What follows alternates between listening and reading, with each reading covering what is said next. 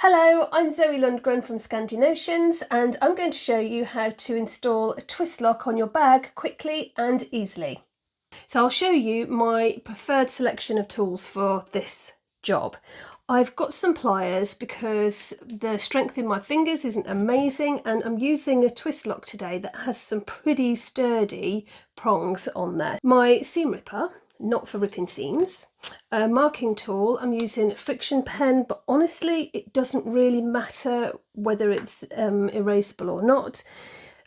I have a small flathead screwdriver and some small sharp scissors. I like these pointy ones, and some glue. Now I've got a lot of glue here, but for this job I'm going to use fray check, because any time that I put a hole in quilting cotton or any fabric, even vinyl, it's got a woven backing, so I like to stop that from fraying as well. So that's going to be my glue of choice, and also just might, not sure, but I'm going to use some super glue, cyanoacrylate.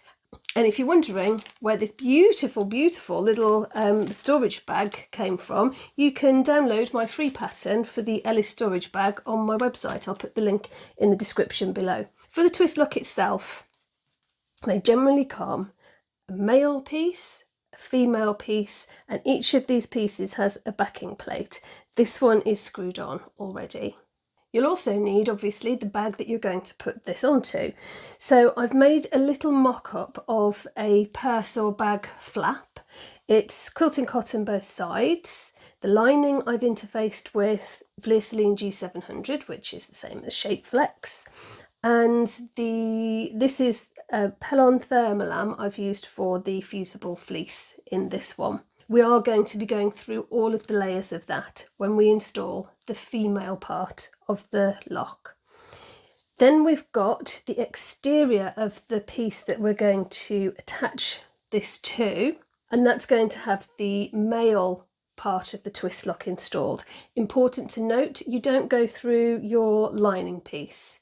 I'll make it up later to show you exactly how it will look on your bag when it's done. So first thing to do is my marking tool. I'm going to transfer from my pattern piece any placement markings for the fastener.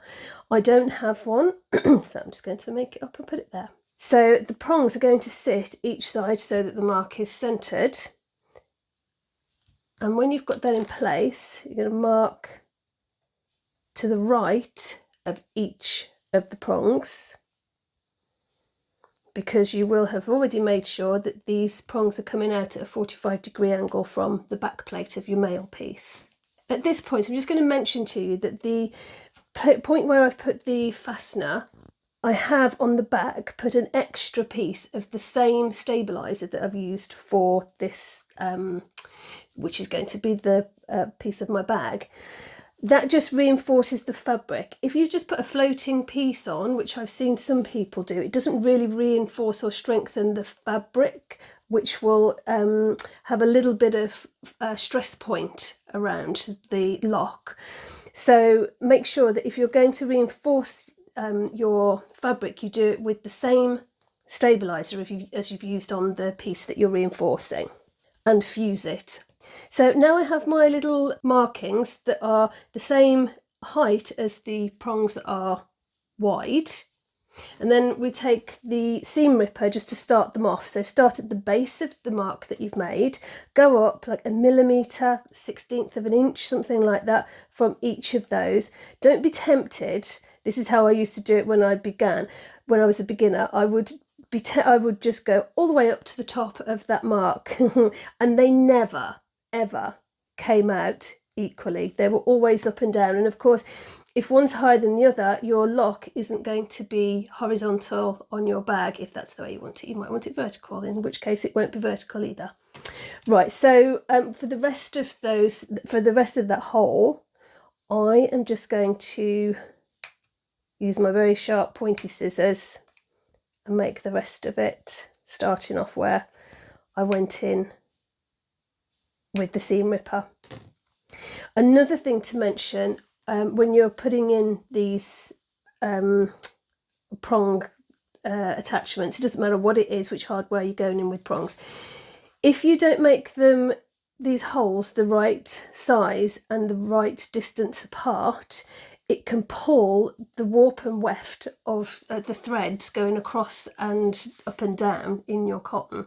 So just be very aware, because if it's a surface dyed one fabric, then it can show as white pull marks going up and down or across your fabric. So it is important to do these marks, these holes, as accurately and precisely as you can. I'm going to make some marks. I can take this out if I want to. Make some marks in the middle of a piece of Decaville. Make those marks here. These marks and holes are not as critically important as the exterior piece. It doesn't matter if they're too big, but they need to be able to get these prongs through. And then the idea is that you'll put that through first, the exterior, and then through the Decaville. But like I said, anytime I go through cotton, I want to put some fray check on first. So through the exterior first.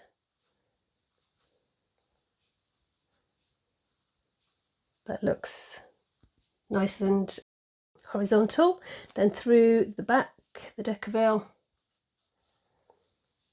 and then we'll put on our back plate. So then you've got two choices of how to open these prongs. You can open them or you can close them inwards. And I always find that if I press them inwards, I don't get quite such a flush fit on the outside piece, on the right side of the fabric. So I like to put mine outwards, and that Decaville is going to help with protecting the fabric. There you go. So that protects our exterior fabric quite nicely, and we've got a nice result there. But what about our lining? When we come to put our lining on, it's going to sit wrong sides together with the main piece, and there's nothing protecting the lining piece from the metal of the back plate or the prongs. To protect my lining, I'm going to take a piece of duct tape. And that is just sticking to the Decaville.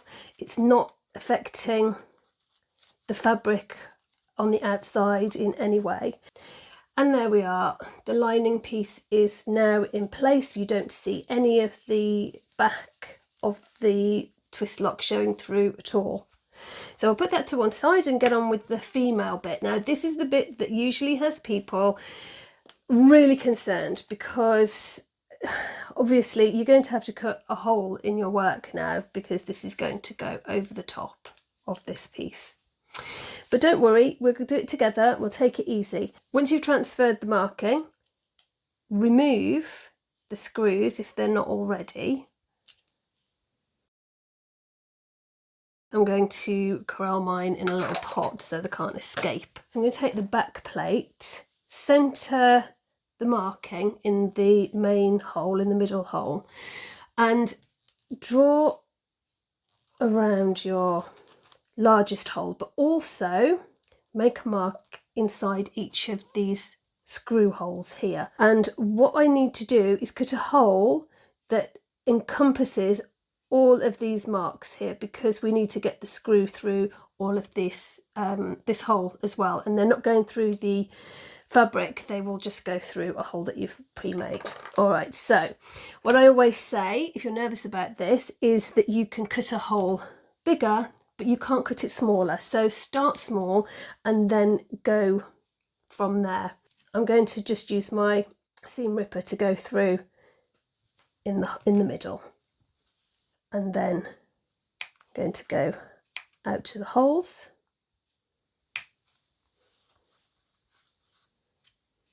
On each side, go to the top. I'm going to go to the line first, but then make it a little bit bigger if I need to. And I'm just going to follow this line around and towards the screw hole marking.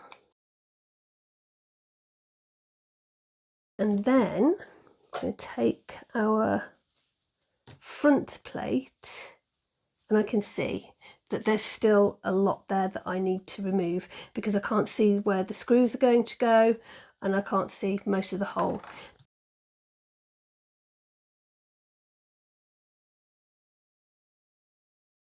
That's getting better, but it's still not perfect.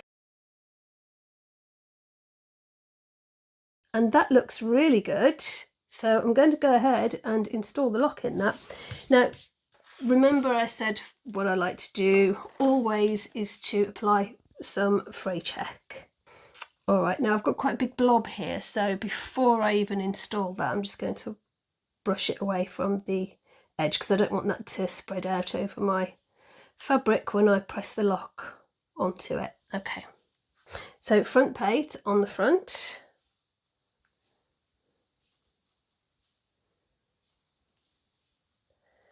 Back plate on the back.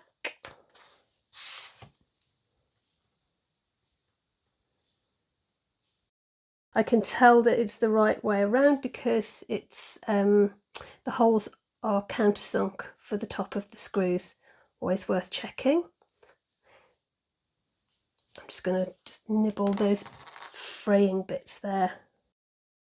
We don't want any of this fabric to be seen through the hole, and those fraying bits were poking through a little bit.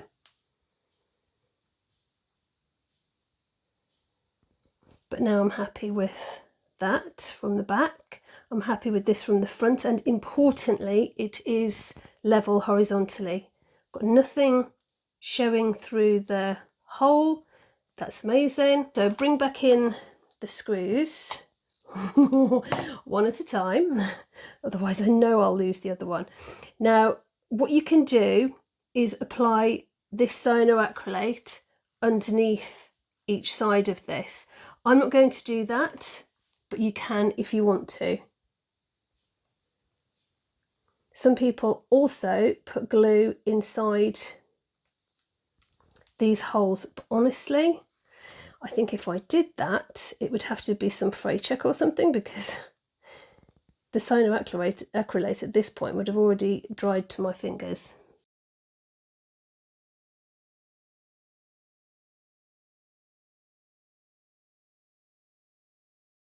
Then we are set. That's nice and horizontal, which is the main thing, and obviously it's secure. So that's your female piece attached using screws. Now, it's important to note that not all twist locks come with a screwed back plate like this.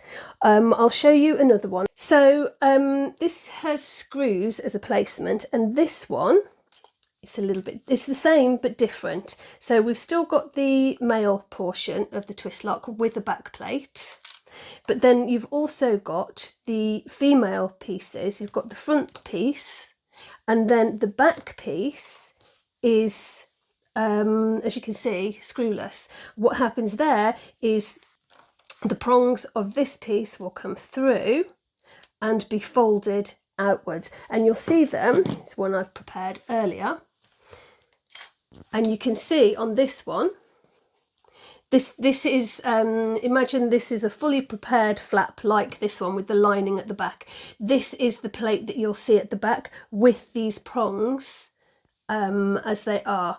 They're okay, they're absolutely fine, but what you'd need to do with those is, it's exactly the same as this one, except you don't have to cut out the screw holes.